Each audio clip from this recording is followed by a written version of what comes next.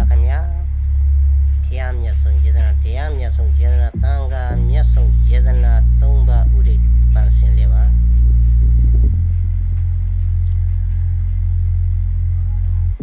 ပြောပွဲမှာဖြစ်သွားတဲ့ကိစ္စပေါ့ဗျာစိတ်လည်းမကောင်းဘူးဓမြမှုခုမှုလူတတ်မှုတရားခံနေတော့မှမျက်နှာပုံစံဖြစ်ပြီးမှပဲသတင်းစာမှာလွှင့်တယ် TV တွေမှာလွှင့်တယ်အခုဥစ္စာအကြောင်းဆရာမနဲ့ဟုတ်တရားမျက်နှာကိုကာထားပေးခြင်းလည်းမရှိဘူးသူတို့ရဲ့ရွှေမျိုးကုန်းအားလုံးကိုခင်ဗျားတို့ရိုက်ချိုးပျက်စီးပြတယ်လူစည်းဘလူးစီလည်းမရှိဘူးနော်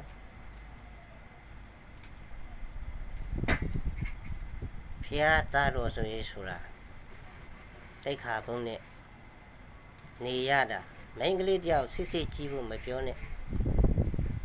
ဗီဒီယိုတွေလိုက်ရိုက်ဖို့မပြောနဲ့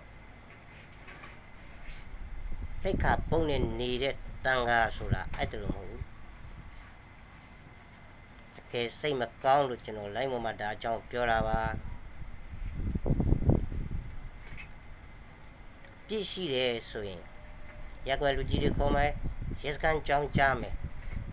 အရေးယူပါဆောင်ရွက်ပါထောင်ချလိုက်ပါလိုင်းပေါ်တက်ပြီးတော့တကဘာလုံးတီအောင်ကြော်ညာချအကြောင်းမရှိဘူးလိုင်းပေါ်မှာအခိုးရိုက်တဲ့တန်ဃာတော်တန်ဃာဝန်းကြီးနဲ့မညီပဲလှုပ်ဆောင်ခဲ့သည့်အတွက်ခုနှစ်သာရမီမျက်နာခဲ့သည့်အတွက်တန်ဃာနာကအဖွဲများကျွန်တော်ဒီကနေတောင်းဆိုပါတယ်စီစစ်ပါတန်ဃာတွေရဲ့နေထိုင်မှုတိတ်ခါပုတ်ဆောင်ထင်းရမယ်ဥစ္စာတွေကိုမညီညွတ်ရမညီညတ်တယ်လို့ဆောင်ရွက်ပါလို့ကျွန်တော်တောင်းဆိုရပါတယ်မြတ်စွာဘုရားရှင်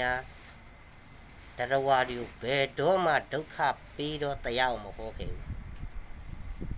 အမောင်ဖုံးရင်အလင်းပြဖို့ပဲဟောခဲ့တယ်ဘုရားသားတော်ဖြစ်ပြီးတော့မှအမောင်ဖုံးတော်အလင်းမပြတဲ့အပြင်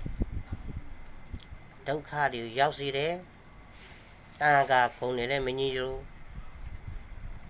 အများစုမတီးပဲမှန်တယ်မှားသလားမခွဲခြားနိုင်လောက်အောင်တည်ယူတန်ကြတယ်